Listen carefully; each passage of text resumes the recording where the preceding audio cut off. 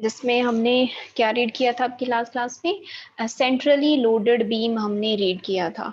कोई बीम थी rectangular cross section की बीम, जिसको एंड्स पे फिक्स कर रखा था, जिसके दोनों एंड्स जैसे यहाँ पे दिखाई दे रहा है आपको, नाइफ एजेस की हेल्प से उसके एंड्स को फिक्स कर रखा था, और सेंटर में हमने कोई लोड उसमें अप्लाई कर रखा था। तो कोई वेट डब्लू उसके सेंटर पे हमने अप्लाई कर रखा था, और साथ ही साथ ये माना था कि बीम का जो खुद का वेट है वो मान लेते हैं कि इनइफेक्टिव है या फिर नेग्लिजिबली कोई रोल प्ले कर रहा है डिप्रेशन प्रोड्यूस करने के लिए। तो उस बीम का खुद का वेट हमने वहां पे नेग्लिजिबल माना था। तो आपका जैसे आपने कैंटिलीवर के केस में रीड किया कि उसका बीम का भी वेट अगर इफेक्टिव हो, कैंटिलीवर का वेट अगर खुद इफेक्टिव हो, तो डिप्रेशन में क्या चेंज आता है, ये चीज हमने कैंटिलीवर के केस में भी रीड की थी। तो यहाँ पे भी आपका लोडेड बीम के साथ साथ उसका खुद वेट इफेक्टिव हो ऐसे भी पूछा जा सकता है, या फिर आपको इस तरह भी लिख के पूछा जा सकता है कि यूनिफॉर्मली लोडेड बीम के अंदर डिप्रेशन जो प्रोड्यूस होता है वो आप कैसे कैलकुलेट करते हो। यूनिफॉर्मली डिस्ट्रीब्यूटेड का मीनिंग आपको क्लियर होना चाहिए कि जो इस बीम का वेट है वो, जैसे अगर यूनिफॉर्म क्रॉस सेक्शन की बीम है आपके पास, तो उसका जो भी वेट होगा उसकी लेंथ के अलोंग वो कैसे डिस्ट्रीब्यूट होगा, यूनिफॉर्मली डिस्ट्रीब्यूट होगा। जैसे यहाँ पे सर्कल्स बना रखे ना, semi circles, it just represents कि ये एक सेक्शन है, ये दूसरा सेक्शन है, ये थर्ड सेक्शन है, ये इस तरह से बहुत सारे सेक्शंस बना दिए हमने इसकी लेंथ के अलोंग। तो एल जो उसकी लेंथ है, उसकी लेंथ के अलोंग उसका पूरा वेट यूनिफॉर्मली अगर डिस्ट्रीब्यूट हो रखा हो, और उस वेट की वजह से उसके अंदर जो डिप्रेशन प्रोड्यूस होता है वो डिप्रेशन की वैल्यू आपको कैलकुलेट करनी है। तो बिल्कुल उसी तरह से हम प्रोसीड करेंगे जैसे हमने सेंट्रली लोडेड बीम के लिए प्रोसीड किया था। बस यहाँ पे आपको क्या लेना पड़ेगा, हम बीम का वेट भी मान रहे, बीम का वेट ले रहे हैं हम, तो हमें एक फैक्टर यहाँ पे लेके चलना पड़ेगा, वेट पर यूनिट लेंथ। तो ये वेट पर यूनिट लेंथ हम किस लिए लेते हैं कि कोई भी रिक्वायर्ड लेंथ हो इस बीम की, उसका अगर हमें वेट लिखना हो तो हम इस पैरामीटर की हेल्प से लिख सकते हैं, वेट पर यूनिट लेंथ की हेल्प से। बाकी सारी चीजें उसी तरह से हमने करनी है, एक्सटर्नल बेंडिंग मोमेंट की वैल्यू लिखनी है, जो भी वेट्स आपके इफेक्टिव होंगे या जो भी वेट्स अप्लाई हो रखे होंगे उसके with respect to. So let us do it. So we are having a beam, कोई भी हमारे पास ए बी एक बीम है, एल लेंथ की beam. Let us consider a beam A B is uniformly loaded, that is a load has been applied on each and every point along the length of beam, ठीक है, while supported at ends A and B। A और B पे हमने उसको fix कर रखा है beam को, और उसके जो उसकी लेंथ है उसकी लेंथ के अलोंग उसका वेट यूनिफॉर्मली डिवाइडेड है। ठीक है, इस तरह की हमारी एक बीम है। अगर if small w be the weight per unit length of the beam, जो then total weight of beam at its middle, जो भी वेट होता है किसी भी चीज का हम वेट लिखते हैं, हम उसको कहाँ बताते हैं, अगर हमें उसकी डायरेक्शन बतानी हो तो हम उसको सेंटर ऑफ ग्रेविटी की हेल्प से या सेंटर ऑफ मास की हेल्प से हम बताते हैं। तो इसका जो भी सेंटर होगा उस सेंटर पे इस बीम का जो वेट है वो डाउनवर्ड डायरेक्शन में एक्ट कर रहा होगा। तो अगर कैपिटल डब्ल्यू वेट है इसका, इस बीम का, तो उसको आप कैसे लिख सकते हो, स्मॉल डब्ल्यू into its length. Small W क्या है आपका, वेट पर यूनिट लेंथ है पैरामीटर, और उस पैरामीटर को अगर मैं पूरी की पूरी लेंथ से मल्टीप्लाई कर दूं बीम की लेंथ से, तो जो भी चीज आएगी, जो भी क्वांटिटी आएगी वो क्या होगी, वेट होगी उस बीम का। तो कैपिटल डब्ल्यू को आप स्मॉल डब्ल्यू इंटू लेंथ की फॉर्म में लिख सकते हो, और ये कहाँ एक्ट कर रहा होगा, डाउनवर्ड डायरेक्शन में एक्ट कर रहा होगा इस बीम के सेंटर में। ठीक है भाई। अब इसके बाद जो डेरिवेशन हमने करना है, उस डेरिवेशन को करने के लिए हमें सबसे पहले क्या लिखना पड़ेगा आपका, कि भाई जो वेट है यहाँ पे डाउनवर्ड डायरेक्शन में एक्ट कर रहा है, उस वेट के with respect two reactions free, जो आपके फिक्स्ड एंड्स हैं, उन फिक्स्ड एंड्स पे रिएक्शन हमारी जनरेट हो जाएगी। तो वो रिएक्शन कितनी होगी आपकी, इक्वली डिस्ट्रीब्यूट हो जाएगी वो दोनों एंड्स पे। तो W/2 और W/2 आपकी रिएक्शंस एक्ट करेंगी अपवर्ड डायरेक्शन में। ठीक है, अब उसके बाद हमने क्या किया है आपका, इस कोई भी एक एंड को एज अ रेफरेंस पॉइंट हम मान लेते हैं, तो ए को रेफरेंस पॉइंट लेते हुए इस एंड से एक्स डिस्टेंस पे सी से पास होता हुआ कोई हमने क्या ले लिया, आपका एक क्रॉस सेक्शन मान लिया, बीम का क्रॉस सेक्शन। उस बीम के क्रॉस सेक्शन को रिप्रेजेंट करने के लिए ये लाइन हमने ड्रॉ की है इससे नॉर्मली, जो कि एक्स डिस्टेंस पे है ए एंड से।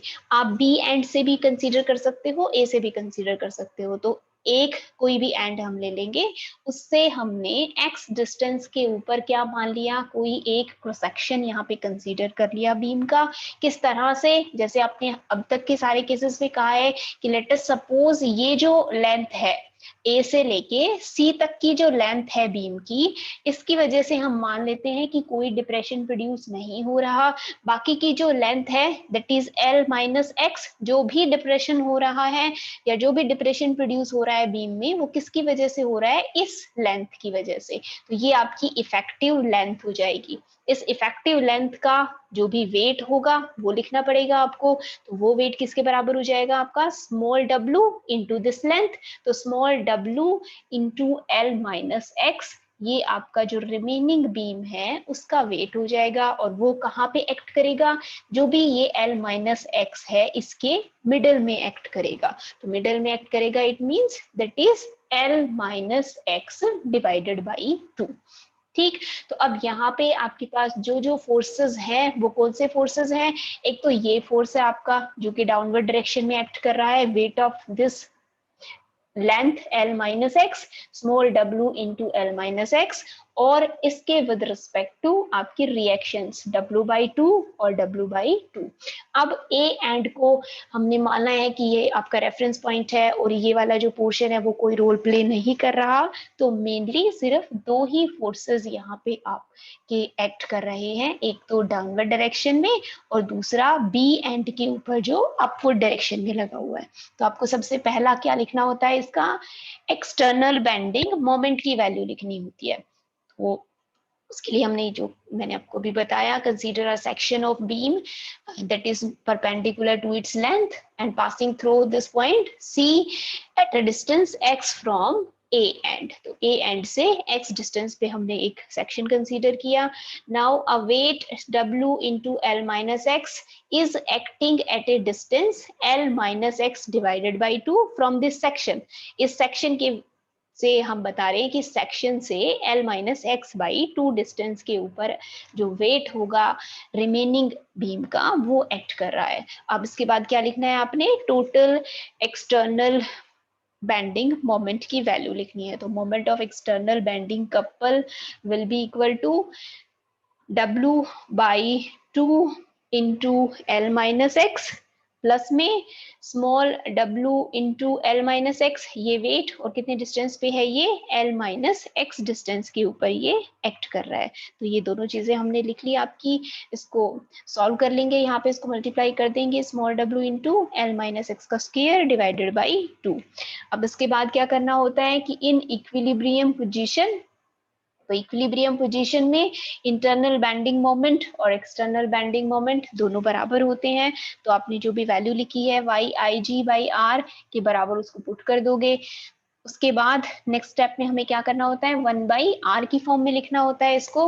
तो 1 बाई आर या फिर d square y by d x square will be equal to 1 by y I g को आप दूसरी तरफ लेके चले जाओगे और यहाँ पे इसको अंदर मल्टीप्लाई कर दिया हमने। स्मॉल यहाँ पे जो आपका कैपिटल डब्ल्यू है वेट ऑफ बीम, उसको भी मैंने किससे रिप्लेस कर दिया, स्मॉल डब्ल्यू इंटू एल से रिप्लेस कर दिया। तो स्मॉल डब्ल्यू इंटू एल, और यहाँ पे तो आपका था ही स्मॉल डब्ल्यू इंटू एल माइनस एक्स, तो ये स्मॉल w ही है। अब इसके बाद में क्या करना होता है, इसको इंटीग्रेट करना होता है। तो let us integrate it, dy by dx आएगा हमारे पास इंटीग्रेट करके।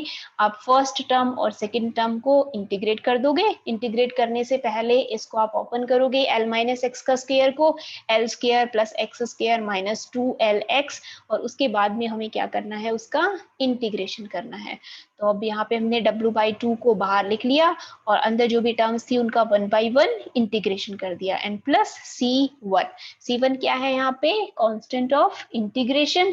अब कांस्टेंट ऑफ इंटीग्रेशन की वैल्यू जैसे आपने लास्ट केस में कैलकुलेट की थी कि एट L/2 जिस पॉइंट पे मैक्सिमम डिप्रेशन प्रोड्यूस हो रहा है उस पॉइंट पे चेंज इन डिप्रेशन किसके बराबर होगा, 0 के बराबर होगा। Change in depression means dy/dx 0 के बराबर होगा।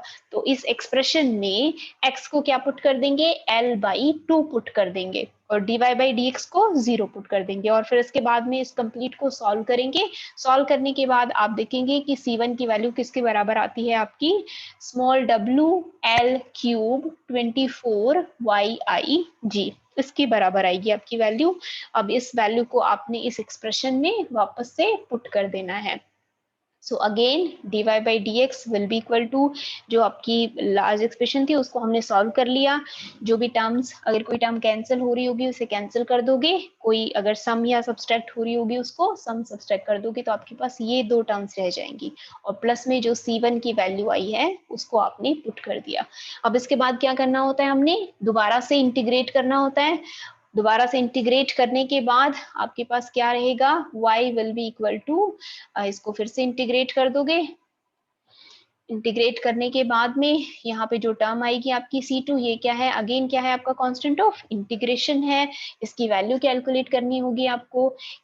उसको कैसे कैलकुलेट करोगे कि जो आपका फिक्स्ड एंड है, जो आपका फिक्स्ड एंड है ना a और b, उस पे x की वैल्यू क्या है, 0 है a एंड पे, और y की वैल्यू भी क्या है वहां पे 0 है, कोई डिप्रेशन प्रोड्यूस नहीं हो रहा।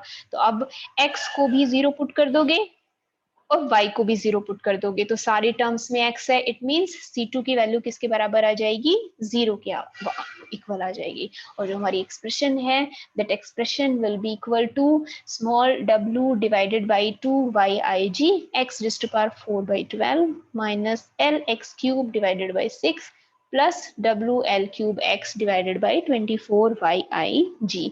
तो ये आ गई आपकी डिप्रेशन की वैल्यू किसी भी आर्बिट्रेरी पॉइंट x पे, एक एंड से x डिस्टेंस के ऊपर हमने डिप्रेशन की वैल्यू लिख दी है। ठीक है, अब हमें क्या लिखनी होती है, आपकी मैक्सिमम डिप्रेशन की वैल्यू लिखनी होती है। तो मैक्सिमम डिप्रेशन कहाँ पे प्रोड्यूस होगा, आपका सेंटर में प्रोड्यूस होगा। जब एंड्स पे फिक्स होती है बीम, तो सेंटर पे आपका मैक्सिमम डिप्रेशन प्रोड्यूस होता है। तो एक्स सेंटर पे एक्स की वैल्यू क्या होती है, L/2 के बराबर होती है। तो अब आप एक्स को क्या पुट कर दोगे, L/2 पुट कर दोगे और मैक्सिमम डिप्रेशन की वैल्यू वहां पे कैलकुलेट कर लोगे, जिसको आप डेल्टा से लिखते हो। तो जहां भी x है उसकी जगह पे L/2 पुट कर देंगे और इस पूरी की पूरी एक्सप्रेशन को फिर आप सॉल्व करोगे। तो सॉल्व करने के बाद यहाँ से small w divided by 2 into या फिर 48yig हम कह दें, ये आपका पूरा कॉमन आएगा बाहर, तो इसको कॉमन निकाल लोगे। 1/8 minus 1/2 plus 1, that will B 5/8 और इसको फिर कंप्लीट सॉल्व करके हम लिख देंगे। यहाँ पे देखिए L क्यूब को हमने अलग से लिख दिया है और स्मॉल w इंटू एल को अलग से लिखा है। स्मॉल w इंटू एल क्या होता है आपका, वेट ऑफ बीम होता है, तो इसको कैपिटल W से रिप्लेस कर देंगे and that will be our final result.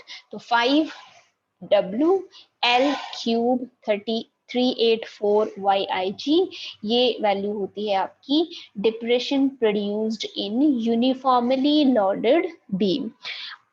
अब ये आपसे इस तरह से भी पूछा जाता है कि सेंट्रली लोडेड बीम में डिप्रेशन प्रोड्यूस होता है, उसकी वैल्यू कैलकुलेट करो। या फिर आपसे ये भी कहा जा सकता है कि आपने सेंट्रली लोडेड बीम का केस डिस्कस करना है जिसमें उसका खुद का वेट भी इफेक्टिव हो। तो सेंट्रली लोडेड बीम के लिए जो भी डिप्रेशन की वैल्यू आई थी उसमें ये फैक्टर और ऐड हो जाएगा जब आप इस केस को डिस्कस करोगे। ठीक है, तो ये अलग अलग से भी पूछा जा सकता है और इस तरह से भी पूछा जा सकता है। तो एज ए होल हमने आपके 4 केसेस डिस्कस करे हैं और वो चारों के चारों केसेस आपने अपनी नोटबुक में अच्छे से नोट करने हैं और उसके बाद में उसको आपने शेयर करना है गूगल क्लासरूम पे। तो चारों केसेस आप अपनी नोटबुक में लिखोगे, जो भी डेरिवेशन हमने किया है, और डेरिवेशन करने के बाद आप उसको गूगल क्लासरूम पे अपलोड करोगे। वहां पे मैं आपको क्वेश्चन दे दूंगी, क्वेश्चन जहाँ पे आपको उसको अपलोड करना है।